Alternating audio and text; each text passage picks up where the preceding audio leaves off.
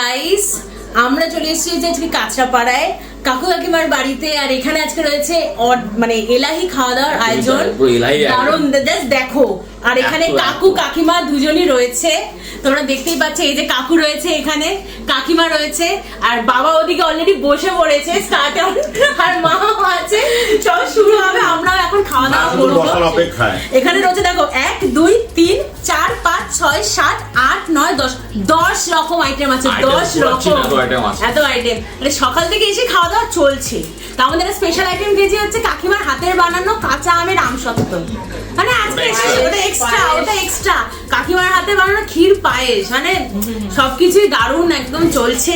তো আমরা এখন খাওয়া দাওয়া করবো। আর ওকে দেখো কি করছে, দেখাচ্ছে। এখানে রয়েছে বোয়াল মাছ, এখানে রয়েছে হচ্ছে পটলের দোরমা, লাল শাক, এছাড়া রয়েছে খাসির মাংস।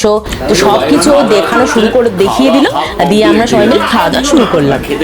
বোয়াল মাছটা জাস্ট দেখো, মানে আমি তুলতে পারছি না।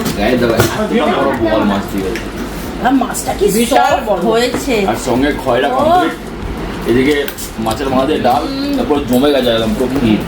কাকিমা বোয়াল মাছটা কি হয়েছে, পটল দোরমা বলতে পারছি।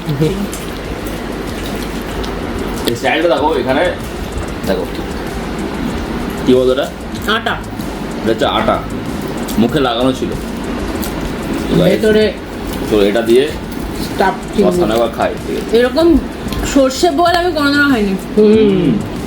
আলাদা মাই করতো বোয়াল মাছটা ভেজে, আমার ছোটটা তো খাবেই না, যদি স্টাফিং এর চিংড়ি।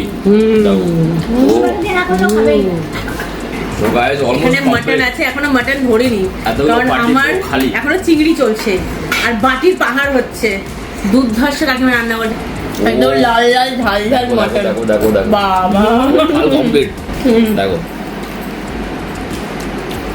ব্যাস কত পিস দিয়েছে আমাকে, ঠিক আছে। চলো একটু খেয়ে টেস্ট করি কেমন খেতে, তোমার সামনেই রেখে খেয়ে গরম লাগছে না। খেয়ে উঠে চলছে হচ্ছে চিংড়ি আমার, আর ওর চলছে মাটন। ও পুরো থালায় ঢেলে নিয়েছে মাটন, পুরো লাল লাল ঝাল ঝাল। দেখতে পাচ্ছ পুরো একদম ঝরে ঝরে পড়ছে। চলো এটা